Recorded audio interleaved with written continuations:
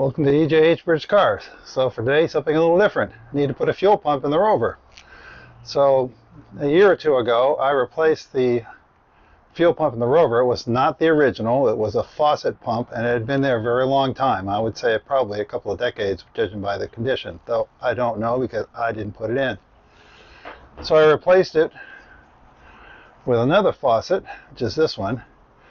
And the old one failed because the rubber diaphragms on the inside were all dried up and cracked, and that's what that new alcohol fuel here, that E10 fuel, will do to older parts that were not made for it. Now this one is compatible with gasoline, diesel, biofuel, E85, blended alcohol, and fuel additives.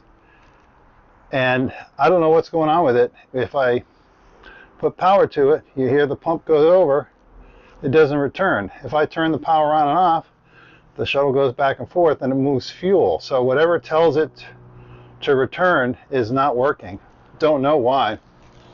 The end caps on these do come off. You can see they're slotted. They're designed to be undone.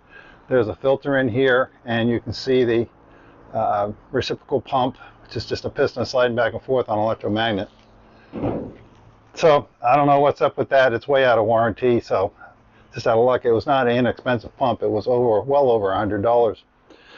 So I bought a JEGS, J-E-G-S, that's the website, vane type pump. So a vane pipe pump uses some form of gearing, whether it's a rubber 5-tooth gear that flexes in an oval hole, or two gears interacting like an oil pump. Which is better for this car because this car, as far as I tell from the factory, has a return fuel line, even though it has a carburetor. So the pump is right below the fuel tank in the rear. The pump pushes it all along the frame and then up the firewall. And at the top of the firewall, there's a Y. One side goes off to the carburetor, and that's still I think it's a 5/16 line. And the return line's a 1/4 inch, and I think that's done so that the return line is a bit restrictive to the flow, so that you make sure you still have pressure at the pump. Now I threw a reciprocal pump in there again just to get the car moving, and it doesn't show any fuel pressure on. There's a little gauge up in the fuel line, and I think that's just that the reciprocal pump doesn't move enough volume of fuel so that it doesn't get that reduction. It moves what fuel should move through a 1/4 inch line, so that the 1/4 inch return doesn't restrict the flow at all. Though it's been running fine. But the reciprocal pump runs flat out all the time, and most reciprocal pumps, you hear them slow down as fuel pressure comes up. So that didn't make me feel well. This pump as well was a reciprocal pump, but it's a much higher volume pump. So the JEGS pump was about $100. It's a gear type. It's, looks like it's well made. I'm sure it's some kind of generic pump. There's other brands out there that look to be the same. So I'm going to give that a whirl. So I thought I'd show you how to change it out. Right now I'm standing under the rear bumper. The car's on a lift, obviously. I'm looking forward. This is the Dion rear end. Those are the shafts. And that right there, it's probably hard to see because it's black on black, but that's the temporary pump. And that's the mounting bracket. Now that's what was in this car when I bought it. I'm assuming it was electric to start with, because they do talk about an electric pump in the repair manual, but they give very little detail, like it's not in the wiring diagrams.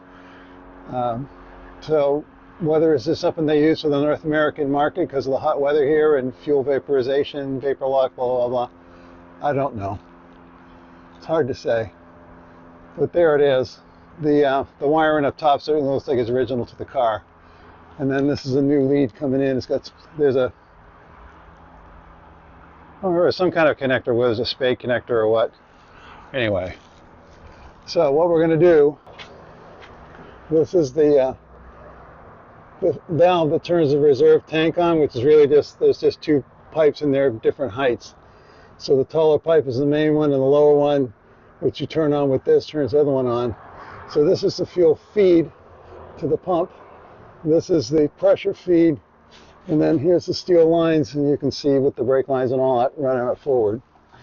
So we're going to put a clamp on this line here so we don't get gasoline all over the place. And then it's just these two bolts hold it on. There's a ground wire underneath one of those bolts. And then this is a crimp connector. And I'm going to put a waterproof connector in place of that.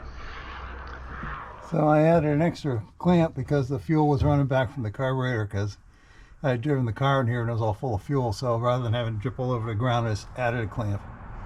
So far so good. The two lines are disconnected. I'm going to take, I think that's a 3/8 nut. I'll take those off and get it down, and then I'll get the wiring out of there.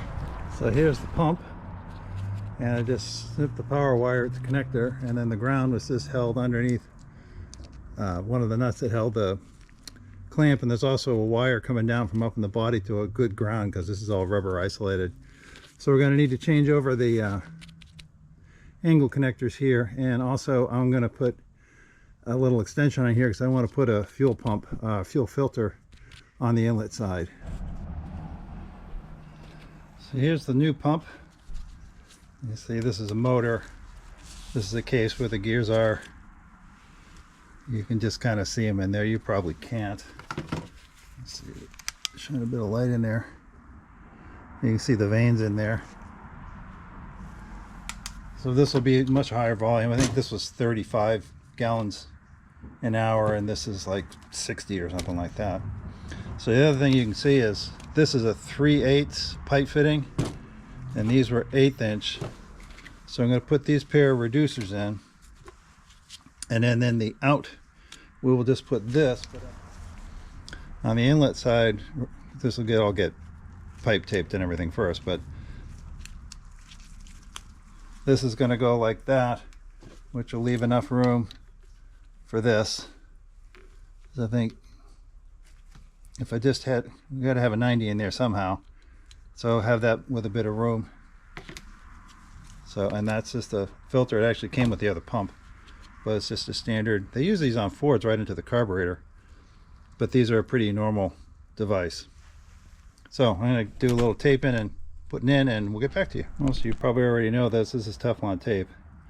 So you want to wrap it in the direction that you're going to thread it in. So I was going to tighten that in to be turning that way, and that's the way the tape winds on, and that way there the tape won't try to unwind when we put it into the hub. And that's true on all the fittings. And you also want to make sure that you don't run with a piece of it running down here. On these bigger fittings you don't really see it. When you get to these small ones, it's really easy for a piece of the tape to hang over that edge, and it'll reduce the flow and eventually break off and go into your fuel system somewhere, and that's not good. So then that'll go in here like that. These are all taper fit because they're pipe fittings. So it happens to be 11/16. So you want to go fairly tight on these, but not crazy tight. And particularly like when we do the 90s, we're going to want the 90s sitting in a particular direction. So you want to crank them down as hard as you can, then find out you got to do another half turn later. So that's probably about 30 foot-pounds at a guess. So I'll do a little more wrapping and we'll get back to you. So these are waterproof connectors. I got a kit from Jegs, and this is the female, or the male. This is the female. These are the pins, and that's male and female. So you're going to strip some wire back. The bigger clamp clamps across the insulation. The small clamp goes against the wires, and then they slide into there, and then this pushes down and locks it all in. And I'm going to make these a male and a female pin in each single piece of the connector, so you can only hook them up one way, so you can't wire it backwards, essentially. So I'm going to get playing with that. I'll probably stop and show you how I'm getting along. Okay, so I stripped these wires back far enough that I like to double them back over. You also have to put these sealer things on, and I'm pretty sure that's the way they're supposed to go on. But you got to put them on before you put the crimps on. So you see that'll fit in there. There's just enough wire to catch into that portion, and then you crimp down on the wires like so, This is kind of fussy. You probably can't see this very well. Let's see if we can't move some of this stuff around a little bit. So you can see the wires laid in. Make sure you squeeze it that way and then squeeze the tabs in. Nice and tight. And you see that the insulation is still up in this bigger piece. So you push the big clamp over first.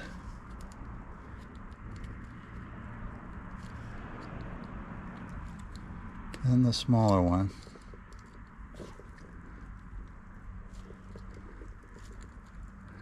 And keep all that this as tight as you can. It's going to have to fit inside the barrel of the connector. So that's one. I'm going to go do the other one and then we'll put the receiver on. Alright, so there's both of them on. There's the first one in. These little spikes are what catches on the inside of here. So you're going to push that in until it clicks in, and then it should not pull back. And then you push that collar up and in so it seals on that barrel. And then this piece comes down and locks in like that. And there you are. It's done. Now I just got to do the one on the car and make sure I remember which one is which. That the positive is going to have the female on it. So I'll go do that and then we'll get back to you. Alright, so there's the fuel pump in place. So if I had this to do again, I would turn that clamp over so the screw head is on the downhill side. That would be this side right here. Because the threads of the screw come over and cross over the top of the nut. And being on the downhill closed side, this top side is so much more open, would have been a lot easier to deal with. You see this is rubber mounted and there's rubber under this band too. There's a new input filter onto the inline. There's the output, the 90s. Oh, this is our waterproof connector. So you see the green section there is what makes it waterproof. And I'm going to hook that up. It only fits, not only do the pins only fit one way, but see this little triangle right here, that goes under that clip, so the plug only plugs one way too. I need free hands, so I can't really do this on camera, but I'll put it together right now. So there's the triangle, there's the clip, and it goes like that, and there it is. And it's a nice tight connection, waterproof. And then I'm going to take a zip tie and I'll tie this up somewhere up here, just out of the way because you don't want it falling down into the wheels here. So let me get a zip tie and do that. Alright, so there it is, all tucked up, and there's a zip tie around the body, and it's snug, but it's not super tight, so I won't cut into the wires. Make sure there's enough clearance here because this axle is going to go up. Now don't forget too that because this end is fixed, this doesn't move as far as the like this. But anyway, here I've got about that much, and I've got more than that much right there. So that should be clear, and that's going to move a little bit less than this does. Anyway, lines aren't kink, bolts are tight. This is the switch for the fuel reserve. Well, as you can see, it's getting dark out, so it's time to call this one complete. So nothing left to do now but turn the pump on, make sure it works, and I'm sure it probably will. So that's it for today. Don't forget to like, share, comment, and subscribe, and we'll see you next time.